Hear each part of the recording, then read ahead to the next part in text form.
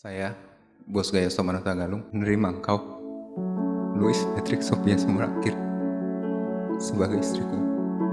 Aku berjanji akan setia kepadamu seumur hidupku. Kiranya Tuhan mengasihani kita. Tidak baik kalau manusia itu seorang diri saja. Aku akan menjadikan penolong baginya yang sebadan dengan dia.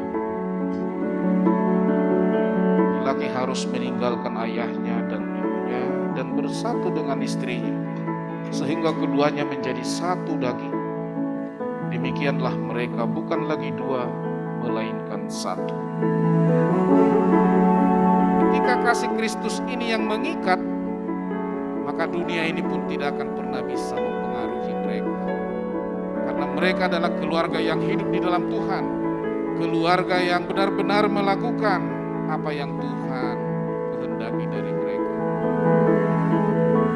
Saudara Bosga Yosloman Tagalung, apakah engkau menghendaki Louis Patrick Sophia Sumurakir menjadi istrimu?